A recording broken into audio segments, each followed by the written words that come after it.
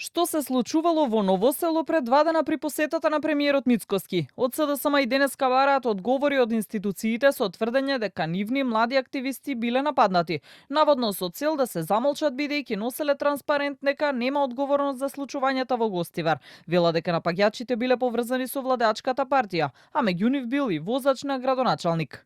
Бараме од Министерството за внатрешни работи и обвинителството веднаш, не утре, не за една недела, веднаш да ги идентификува сите учесници во нападот и да ги приведе.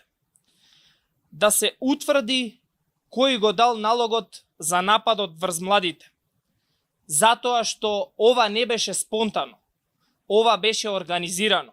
Од ВМРО ДПМН реагираа дека СДСМ таму пратила осудени насилници за да создадат инциденти додека се одржува настанот. На пресконференција прикажаа видеа и документи од кривични пријави од претходни настани, каде што според нив учествувале токму лицата кои вчера стоеа до Филипче на пресконференцијата во Новосело.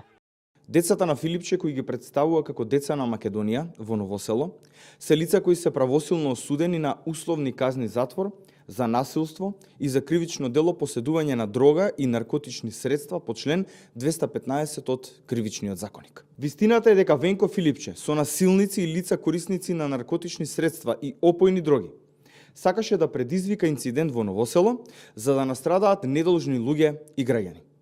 Исто како што пушташе насилници и провокатори во Ташмаруништа. Од МВР за Канал 5 вела дека за овој настан до нив воопшто нема пристигнато пријава ниту од партијата, ниту од засегнатите. Освен за Новосело, партиите претходно се обвинуваа и за случај во Ташмаруништа за време на чествувањето на Илинден, кога возрасен маж ја навредувал делегацијата предводена од премиерот. За тамошниот настан имаше институционална разврска. Поднесена е кривична пријава против 52 годишно лице од Струга за кривично дело насилство.